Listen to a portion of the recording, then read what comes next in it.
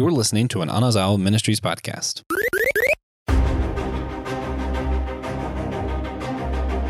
In brightest day, in blackest night, no evil shall escape our sight, because we are the priests to the Geeks Lantern Corps thing. Mwah, mwah, mwah. Welcome to Systematic Geekology. Today we are going to be talking about the top 5 Green Lantern moments, our favorite moments involving one of DC's most beloved characters, the Green Lantern, in all of his or her many iterations. But before we get into that conversation today, I just wanted to say, if you would like to join our Lantern Corps, then you need to head on over to patreon.com/systematic geekology, subscribe to one of our tiers and unlock great bonus content like D&D playthroughs, monthly comic book reviews, bonus episodes regarding our C.S. Lewis series we're doing this year. It's a lot of fun. You're missing out if you have not joined in yet. But now let's get into our conversation. I'm one of your hosts for today's episode, Brandon Knight. I am a youth ministry intern. I actually just got back from our writing. We just did a think tank writing session for our next sermon series. It was really good. And recently I have been geeking out on Batman. As you all know, I've been doing a month of Batman stuff, and actually based off of a recent episode Joe and I did, I watched Batman Mask of the Phantasm. I don't even know when was the last time I watched that one. I was probably a child. And man, not only is the Phantasm, the character, just very aesthetically pleasing, you can tell Warner Brothers spent more money on the sound and the music for that than the normal Batman TAS episodes. It's really good. And I'm joined here today by TJ Blackwell. I am just a dude, really. Host some episodes here on Systematic Geekology, and I've been geeking out on Green Lantern recently. In preparation for this mostly, but before that and still now, definitely Elden Ring is what I've been geeking out on, really. It's incredible. I'm 120 hours into the game. I've beaten it 3 times. I platinumed it. I'm still playing. It's so good. I'm not going to stop anytime soon. So if you have the ability, go play it. If you can afford it, go play it. I thought he was going to say if you have the ability to stop, to let him know how to, because that is impressive, my friend, how much you have poured into that game. No, I'm not interested in stopping. I am Joe. I am a marketer, podcaster, broadcaster, and recently I have been geeking out on The Witcher. My wife and I just started it, and it's certainly interesting, that's for sure. Certainly interesting. Yeah. I haven't. Are you guys watching the show? Yeah. Man, the games, the books, it's all great. It's great stuff. Yeah, like I said, I've got some opinions, but that'll stay tuned for likely a future episode about that kind of thing. That makes sense. We'll just hold off. We can review the show. Yeah, season 3 is coming out next year, I think. So we might as well get on it. Might as well cover those first 2. Yeah. Something like that. Yeah. Well, hey, once again, today we're going to be talking about our top 5 Green Lantern moments, because Green Lantern's a great character. How this is going to work, just so we understand the rules of today's episode. Last time we did a top 5, I believe, was in October when we did our top 5 favorite supervillains. And it was great. And it was really long, probably because we're kind of long-winded on the show, or at least Joe, myself, and Will are. We have TJ today, and TJ is a man of few words, so maybe this will go a little quicker. But how it's going to work is we're going to count down. Here's the rules: 5 to 1. We'll bounce back and forth between Joe and TJ. I'm going to play moderator just to kind of keep the conversation on track, maybe throw in some witty comments, the stuff that people come to hear me say. we'll go run through all of those and just pour some love on this great character. Sounds good, guys? Sounds good. Cool. Let's go to you, TJ. Starting at number 5. What is the number 5 best moment of Green Lantern? For me, number 5 is from Sinestro Corps War. Shockingly, these are all Jeff Johns' Green Lantern moments, by the way. The reveal of Liesel Pond, the super intelligent smallpox virus, who is a Green Lantern. That is hilarious to me. It always has been. I just love it. I love him as a character. Here on Squadcast, my name is a reference to Liesel Pond, the Green Lantern of Sector 119. I just love it. So goofy. Nice. Cool. Joe, what's your number 5? My number 5 is during a moment where where Hal just came back and he's getting into it with Batman, and he lands a direct punch on Batman, and it just goes to prove that there's so much to the character of Hal Jordan when it comes to the kind of guy that he is, and so on and so forth. That's my number 5. All right. By the way, I took the moment to now look more closely at TJ's screen, and sure enough, there is a reference there. What do you know? Cool. All right, TJ, number 4 Green Lantern moment. All right.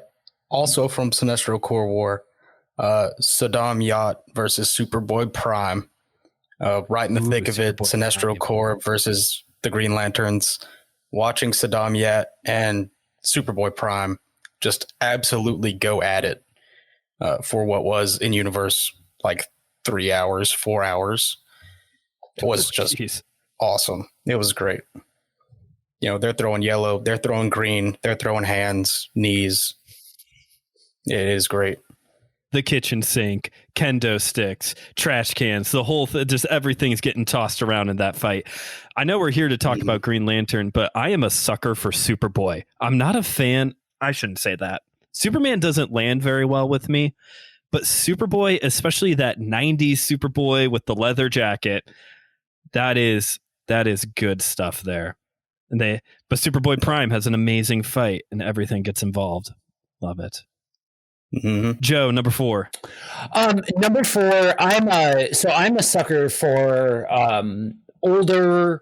some of the older aspects of DC, and one of the things that I think DC has done well pretty historically is cross over the different iterations of a particular character.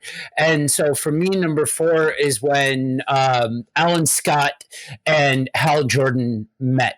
For somebody like me, that's just it's nerdy gold. You can find it in Justice League of America numbers 21 and 22, where the Earth 1 and Earth 2 versions of the different heroes got to meet each other. And it's just the start of what would go on to be some really cool character work. Yeah. Alan Scott. Yeah, I love Alan Scott. Yeah. Got the weirdest costume. But I love it. It doesn't make any sense for like current Green Lantern stuff, but it's great. My dad had a t-shirt, that red with the lantern in the middle. I loved that shirt when I was a kid. I have an issue somewhere in my collection.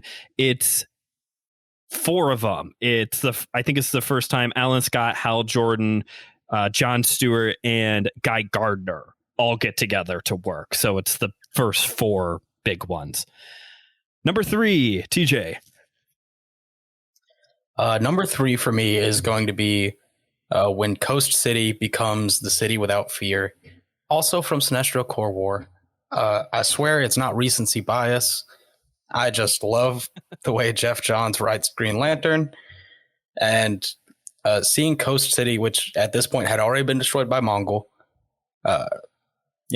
refuse to leave with the Anti-Monitor, Superboy Prime, Cyborg Superman, and Sinestro inbound was really awesome to see. Just the whole city lighting up green in their windows, on their balconies. It was great. Yeah, I guess you could call this recency bias, I guess. But I mean, to be fair, Jeff Johns is a great writer, and all the books that he wrote regarding around the Green Lantern and the Green Lantern Corps and Sinestro War and the whole thing, like that is good comic book writing at its finest. I mean, Jeff Johns was the guy there at DC for a while. Joe, number 3. Mm-hmm. So number 3 for me comes from Green Lantern number 50. It is when in 93, Coast City was destroyed by Mongol, and in a dying effort, one of the Guardians used the last bit of his energy to create what at the time would be the final ring that went out to one Kyle Rayner, who is probably my favorite of all of the Lanterns, but I'll be the first one to admit that is 100% shaded by the era in which I've read the most Green Lantern comics.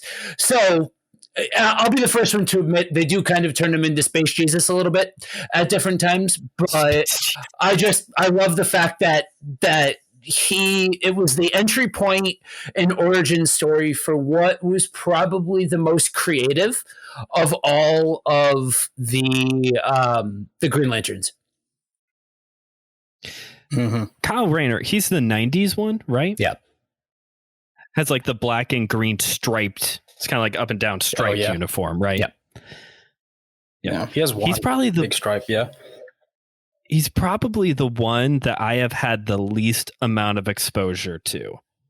Even Guy Gardner, I have gotten more time with. So there's this whole like you should read some Kyle Rayner books. Oh, really? He basically becomes the power battery. He embodies Ion, right? Which we later discover is the willpower entity. Okay, and it's great. Yeah, he also doesn't wear a ring because he is the source. Okay.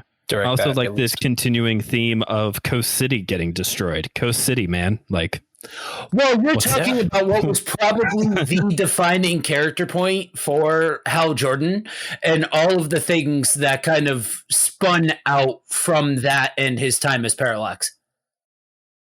True. That is true. Yeah. Green Lantern baddies and Green Lanterns themselves just love to blow up Coast City. Yep. When all else fails. It's kind of like in Star Wars. When all else fails, just throw somebody down a pit. They'll be back, but just throw them down a pit. And if all else fails, blow up Coast City. It's a good linchpin in a story. TJ, back to you. Number 2.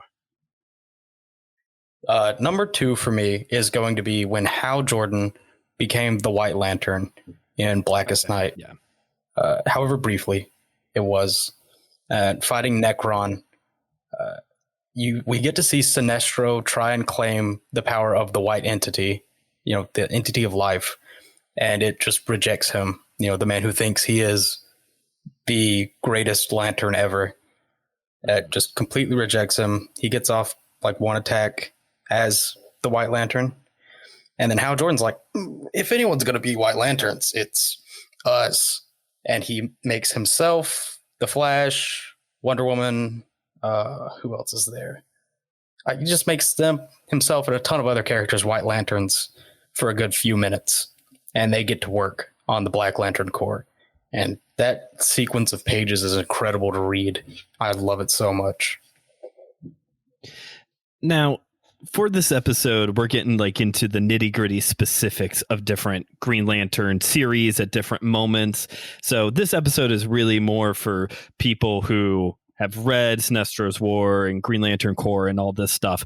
But just for the casual Marvel listener, Josh, listening to the episode, White Lanterns, Black Lanterns, give us a quick explanation. What does all those words mean? All right. So Jeff Johns takes over writing for Green Lantern. He decides, I'm going to do the whole Rainbow, the Lantern Corps.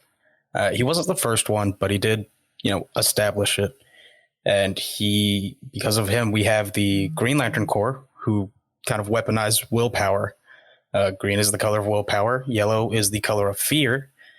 Blue is the color of hope. Yellow, I already did yellow. Red is rage. Indigo is compassion. Pink, I always think it's pink, like pinkish, purpley, is love. White is life, and black is death. So, orange is greed. Orange is greed. Forgot it's about like there's orange. one missing. What did we miss? Orange. Orange is greed. And if I remember right, there's only one orange lantern at a time, right? Because they're greedy. There were briefly two during Okay. Blackest Night, because they were trying to strengthen the core, and they appointed Lex Luthor an Orange Lantern, That makes which sense. Larfleeze, the normal Orange Lantern, did not like at all. So they kind of got into it because, But if greed. Lex Luthor's going to be any of them, he's definitely not going to be a compassionate Indigo tribe person. Mhm. He's gonna be a greedy fella. And Black Lanterns, they're like zombies, right? If I remember right. Yeah. So basically, the Black Lanterns, basically just the Black Hand, the Anti-Monitor is the power source for Black Lanterns. He's kind of trapped in the lantern. And the rings seek out deceased people and attach themselves to their fingers, and they're back. Hooray, they're back. You get to see some really terrifying Black Lanterns like Firestorm, Aquaman. Oh, it gets rough. Firestorm is my all-time favorite B DC character. Just letting everyone know that right now. Said nobody ever Joe. other than Brandon. That is exactly right. Ronnie Raymond, man. Love it. It's funny. And it is Joe. Ronnie Raymond. And it's is Ronnie Black Raymond Lantern. too? Yeah. Yes. It's so stupid. Everything about that character is stupid. I love it. Joe, number two, right? That's what we're on. Yeah. Yeah. So Number two. So I'm gonna for number two. It ties into my what I mentioned last, and that's when Hal Jordan becomes Parallax. I think that when you're talking about good comic book storytelling, some of the best and worst storylines are good guy gone bad. I think if done right, it is top of the mark, especially when you talk about the times where there's serious stakes. Yes, we can look back through hindsight at like these character arcs and all of those kinds of things, but at the time, you're talking about a real shakeup in the way that things are done within like within the title and things like that. And so when they full on made Hal a bad guy and executed on everything that had happened with him, I thought that was some of the best character work that they had done with Hal Jordan to that point of reading, Again, I love the Ecclesiastes that's going on here of there's nothing new under the sun. This is once again back to back. Number two, when Hal Jordan wasn't a Green Lantern. Like that's what both of these are. Like, but hey, when it works, it works. And when you can write a good story off of like Joe said, changing a good guy to a bad guy, or what we see all the time, especially like in Marvel, every character rides this gray moral area of, are they a bad guy? Are they a good guy? I don't know. It depends on who's writing the book that week, I guess. But when done well, it can make for a really compelling story of, okay, so what happens when the good guy goes bad? Right. So I like that. Mhm. Before we Parallax do number one, is definitely the best example. Parallax, you in said my it's the opinion. best example of that. All right. Mhm. I'm trying to think. I don't know if they're really. It's an Elseworld, so I don't know if Superman Red Sun counts. That's an Elseworld title, though. I count it. You count it? Yeah. Joe seems pretty unpersuaded. Yeah, I guess. Before we get to our number one, That's I wanted to throw in a couple honorable mentions. First off, I have to shine some light and some love on the Justice League cartoon from when I was a kid, which was when I got to see Jon Stewart as Green Lantern. That was my biggest exposure to that character at that point. Great cartoon. DC has a great track record when it comes to cartoons, especially in that 90s, early 2000s Batman animated series, Batman Beyond, Justice League, Teen Titans, just a lot of good cartoons during that era. And Justice League with Jon Stewart involved, that was a good run. And I know another honorable mention I want to throw in here, and I know it's not a popular opinion. I really shouldn't bring this up. The Green Lantern movie. Look, we all know it. Do you like the Green Lantern movie? No, I don't. Okay. I do not. I'm not going there. That was not a good movie. What I do appreciate about the film is that we finally got the Green Lantern on the big screen. That's really all I take away from this movie is here's our first live action depiction of the Green Lantern. Was it good? No, not even close. But at least it finally happened.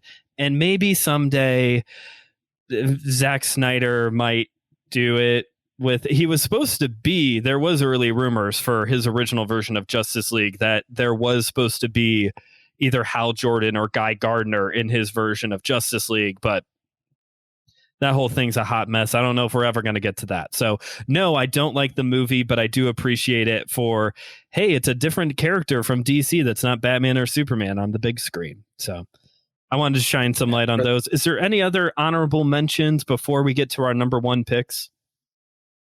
Honorable mentions, I would say Kyle Rayner becoming White Lantern. Okay. Completely different scenario, but also awesome. I just love the White Lantern Corps. It's sick.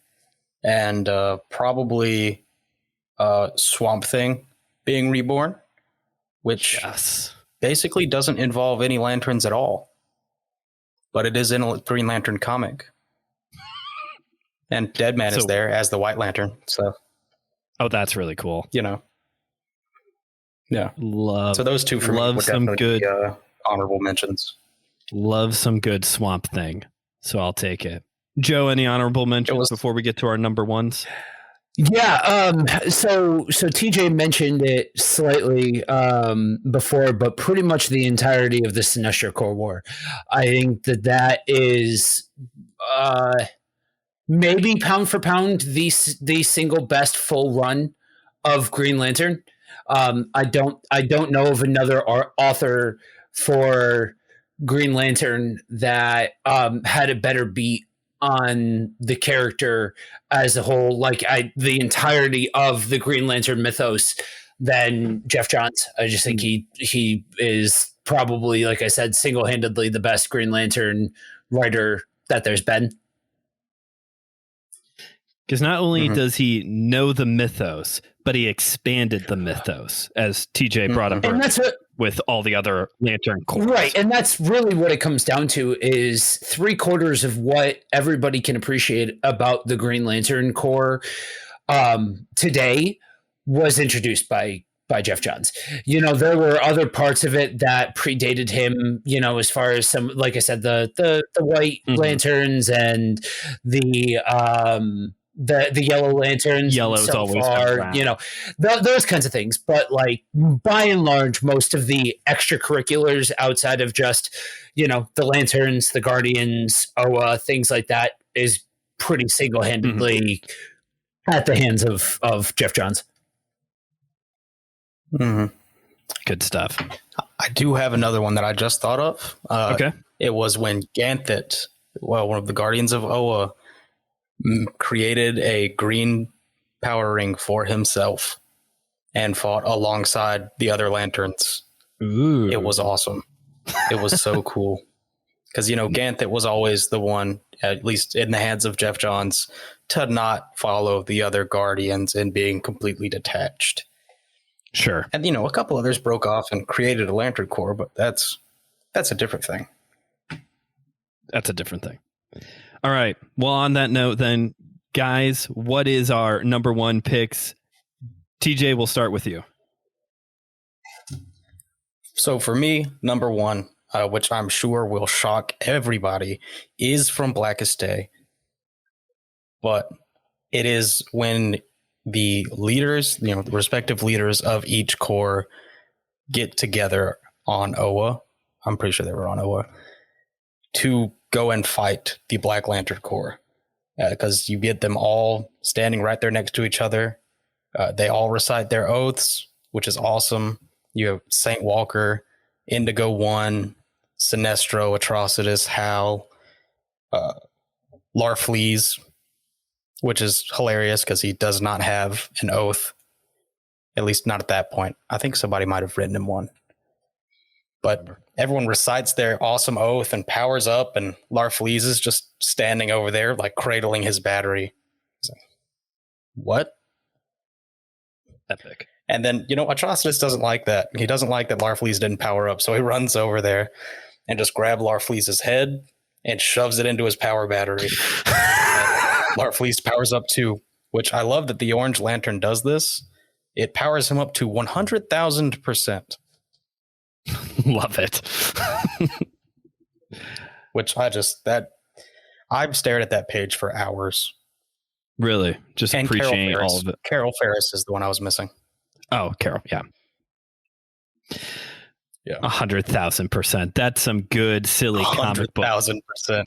That is some good, silly comic book writing right there. Just stop thinking about it. That's what you got to do sometimes with a good comic book. You just got to stop thinking. Right. Joe, number one moment. So my number one comes as an extension from my number two. When Parallax first happened, there was no mention of it being basically the possession of the Yellow Lantern entity. That was more of a, I'm evil now, and so I'm calling myself Parallax sort of thing. Jeff Johns, again, took that and expanded on the mythos and made it so that way Hal Jordan was possessed by the evil Yellow Lantern entity named Parallax, and that the destruction of Coast City and everything that happened that Hal did and all of that was not his own doing. And so he created a 6-issue miniseries called Green Lantern Rebirth that reintroduces Hal into the mythos, brings him back, but also gives him a bit of redemption. And I am a sucker for a good redemption story if done right. And I think the way that Jeff Johns writes the redemption of Hal Jordan, there's a reason why characters like Superman are so eternal, because they stand for something. And Hal got a chance to, as the guy, like it or not, he was going to be the guy as far as the Green Lanterns go. Mm-hmm. So Jeff Johns took that and leaned into it and gave him those Boy Scout sort of qualities, where he is the paragon of these virtues. And it's written in a way that's unafraid to highlight the complexities of Hal Jordan's character, while also giving him those kinds of virtues. That those two things together, again, I can't say enough about how good at writing Green Lantern Jeff Johns really is. Yes, he is. And for me, there's only one other guy who writes a really good Green Lantern story. And I want to share my number one, because in general, when it comes to comic books, this is one of my all-time favorite series in general. Green Lantern, Green Arrow, from back in the 60s and 70s when Neil Adams and Denny O'Neil were working on it together. This was just outside of the comics code There was no comics code being stamped on this, so they were able to wrestle with issues like Speedy being hooked on heroin and racism, and what happens when a 1%er like Oliver Queen goes bankrupt and has to live in the slums, and Hal Jordan is edgy, Oliver Queen is edgy. The art is amazing. Neil Adams is one of my favorite artists. And by way of DC, Joe and I often talk about this whenever the subject of DC comes up in episodes. By way of DC, it's very grounded. You don't usually get that grounded of stories when it comes to DC. You get more of the monsters and gods type of thing when it comes to DC, which is fine. That's what I like about DC Comics, is that it's more fantasy than grounded. But this is very good. And it's a deep cut. We've been talking about Jeff Johns and more recent history Green Lantern, which is fine because it's really good. But if you're looking for an old school pick, go check out that old school Green Arrow, Green Lantern stuff from Neil Adams and Denny O'Neil. Before we wrap up our conversation, a lot of people. Go ahead. A lot of people aren't aware that Green Lantern's first comic book came out in the 40s. True. Like 1940. This character is 80 years old. Right. There is a lot of Green Lantern history. If you just really want to get into it, you go all the way back to when the Green Lantern was called the Star Heart. And Alan Scott, basically nothing like the Green Lanterns we know now. But it's still a good story. Mm-hmm. It's good Golden Age stuff. Crazy. And if I remember correctly, good Golden Age comic. His weakness back then wasn't yellow, but wood. So if you came at him with a number 2 pencil, the fight's over. Hey, that would have worked for a long time. Most number 2 pencils, because it was still yellow, right? And that's the best part. I ripped that until that's funny. It wasn't until Parallax became like an evil entity that it was before that it was just Green Lanterns are weak to the color yellow. They didn't have anything to do with the other Lantern Corps or anything like that. That's kind of like the original Flash. Jay Garrick got his powers from water vapor. Just nice. Water vapor. That's it.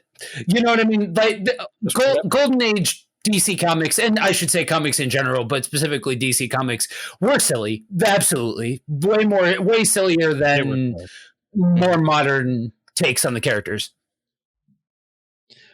But speaking of the Green Lantern was weak to yellow for like 40 years. Yeah. Right. And speaking of Jay Garrick, man, that costume is sick. I love that outfit with the stupid tin hat. Nothing makes sense. It's great. Water vapor. All right. Well, before we move on into our more spiritually minded conversation, I got a great story to tell for that. I just want real quick, favorite Green Lantern.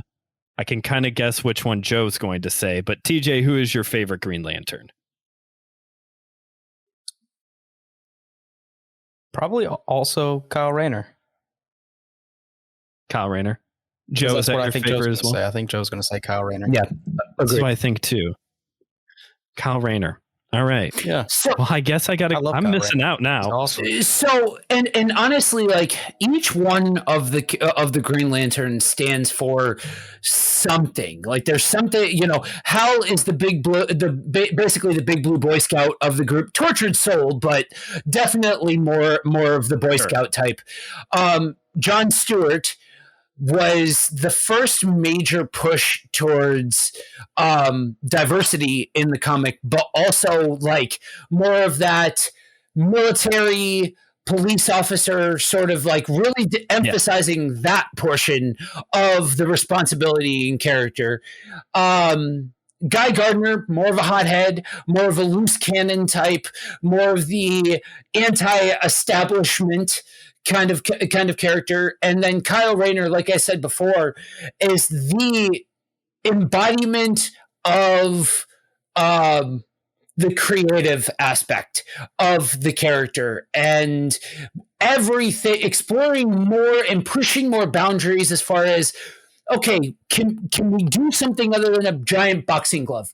Can we do something other than super practical objects? And will the fan base appreciate that? It's something that they will welcome, and they really pushed the boundaries on what was done as Green Lanterns. And yes, I understand that there are more Green Lanterns than just those, but we're talking about the core members of the roster. Plus, Joe will punch me live through on the Earth. screen. We're allowed to have an Earth bias. Yeah. Plus, Joe will punch me through the screen if I bring up the dog. So I can't remember his name. Good. Yeah. The comedy. Good. But good. But I do love Kyle Rayner is like the tippity top end of the creative Green Lantern power spectrum. Kilowog, I would say, is the exact opposite end. Sometimes he won't even make a construct. He'll just make a giant hand and grab something that already is in the environment and hit the bad guy with it. I love Kilowog. Silly, fun stuff there. So on this note of talking about Green Lantern, I want to take us all back to a different time period. 2014.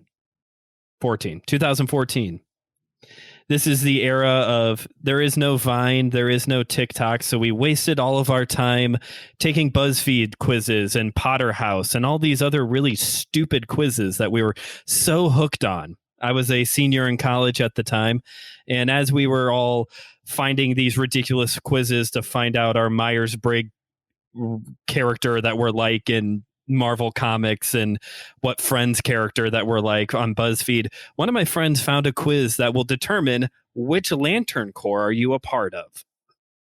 So we took this quiz, and people are getting blue and orange and red and all these different things. Well, it just so happens that the comic book shop down the road from our college had all of the rings. They were like these chunky, big plastic rings, $1 a piece. We're poor college students, but we can spring for that.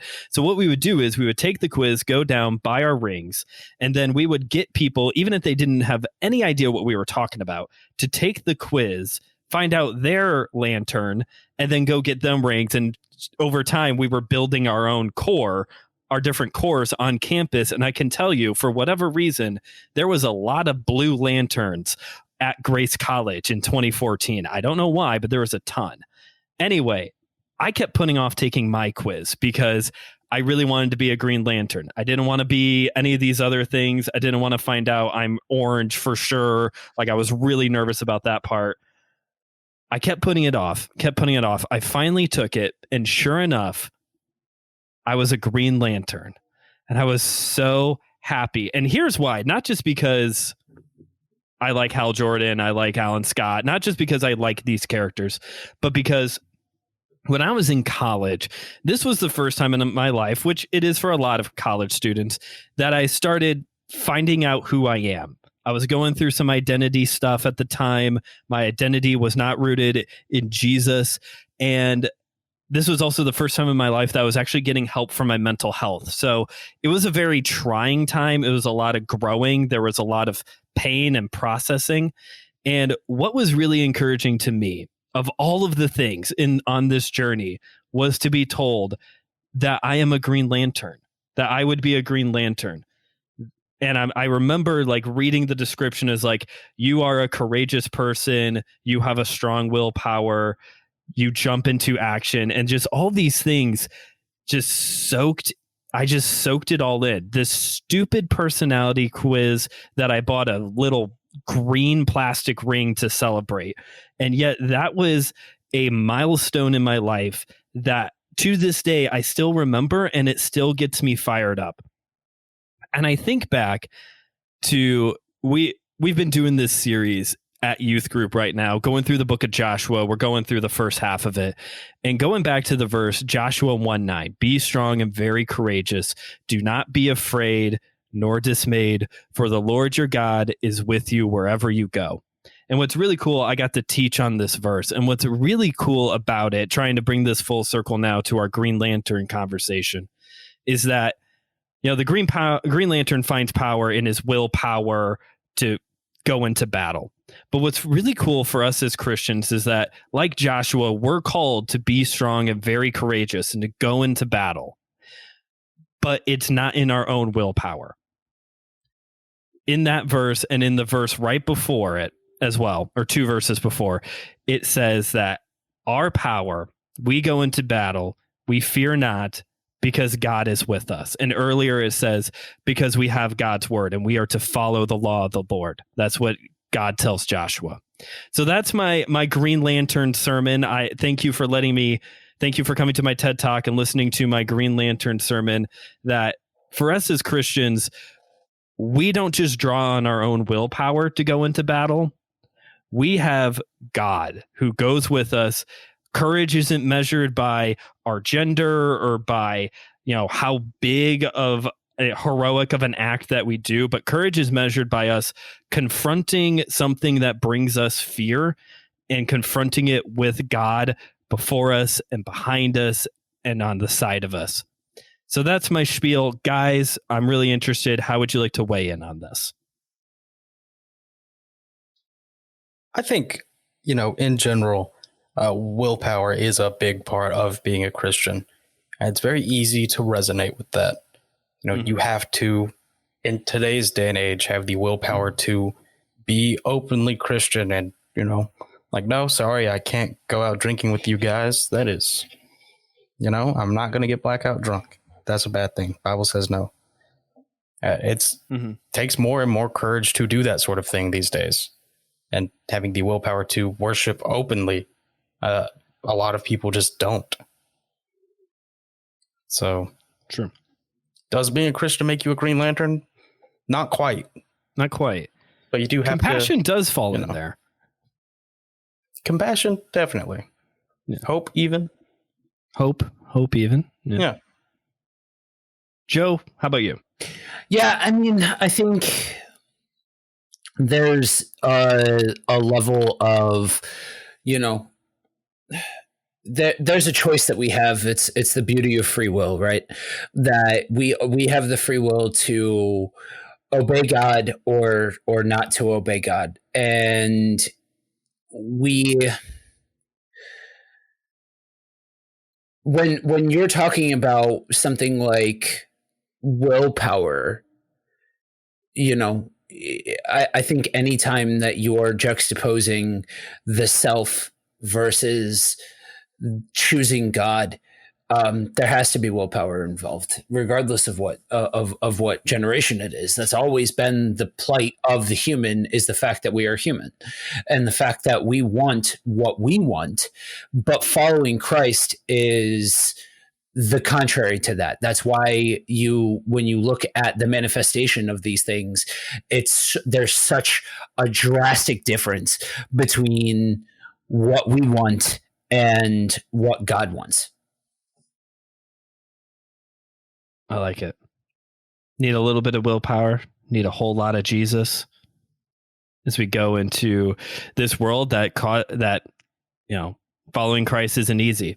We're told to take up our cross daily for a reason, and it takes willpower and courage to do that. So what do you say we start wrapping this episode up?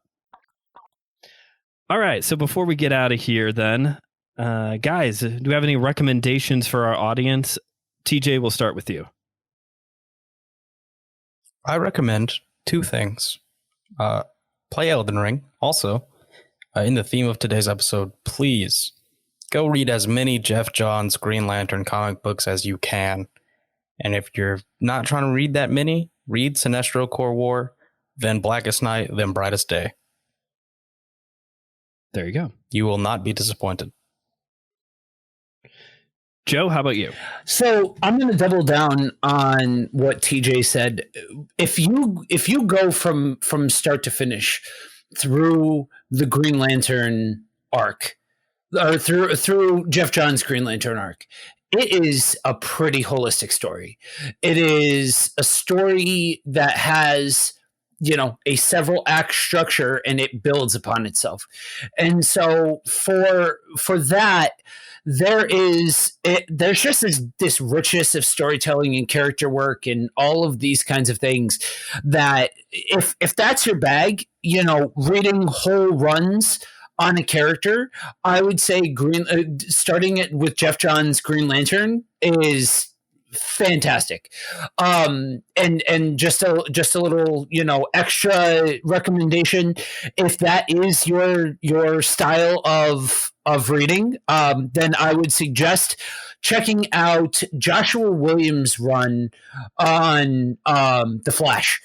He starts during the DC Rebirth Initiative and goes straight through to I think he wrapped up about a year ago, and so you're talking about a couple years worth of Flash comics that all tell a story and expound on the Speed Force and all of those kinds of things. So very, very good. And my recommendation is an anti-recommendation. Don't go watch the Green Lantern movie. Definitely go read those books. If you have no idea anything about the Green Lantern, please do not watch that movie. Just appreciate the fact that they made one. Yep. TJ, where can people find you if they want to hear more from you? Well, mostly you can find me right here, wherever you're listening to this, Systematic Geekology. I'm usually on probably at least one episode every other week. You can go to our website, systematicgeekology.org, go to hosts and read my bio there, or you can find me on the Whole Church podcast. Also, probably wherever you're listening to this, unless you're on systematicgeekology.org. And check me out. Joe? You can find me on Facebook, on the socials, as well as anywhere that you can find podcasts, at either Buddy Walk with Jesus or Kingdom on the Road. I am live on the air 6 out of the 7 days a week, so you'll be able to find me. You can find my show, My Seminary Life, also wherever you get your podcasts. It's on Facebook and Instagram at My Seminary Life Pod. I talk about the things I'm studying in grad school right now. Thanks for listening to today's episode. Make sure you head on over to systematicgeekology.org to let us know what you have been geeking out on and what you would like us to geek out on or talk about here on the show. And remember, we are all a chosen people, a geekdom of priests.